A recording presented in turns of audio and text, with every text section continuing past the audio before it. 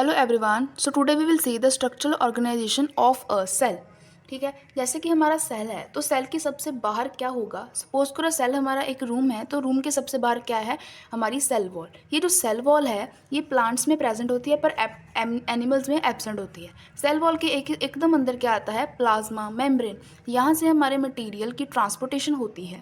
उसके अंदर जितना भी फ्लूइड हमारे सेल में भरा है उसको हम बोलते हैं साइटोप्लाज्म।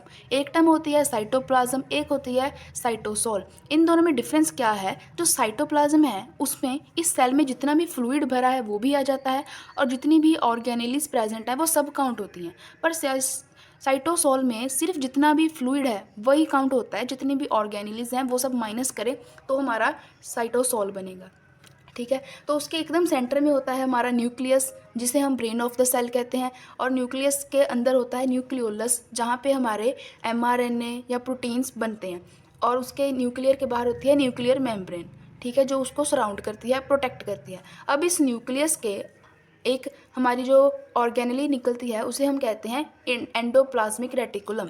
ये दो तरह की होती है, एक होती है स्मूथ, एक होती है रफ़। स्मूथ का मतलब कि उस पर कोई भी राइबोसोम अटैच नहीं होगा, रफ़ जहाँ पे राइबोसोम्स अटैच होते हैं।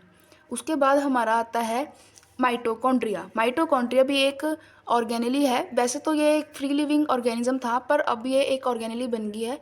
इसे माइटोकॉन्ड्रिया को हम powerhouse of the cell भी कहते हैं, जो कि हमारी एटीपी की फॉर्म में एनर्जी जनरेट करता है। उसके बाद आता है हमारा गोल्जी अपरेटस, जो इसका सिग्नल जो है कि वाईफाई की तरह होता है।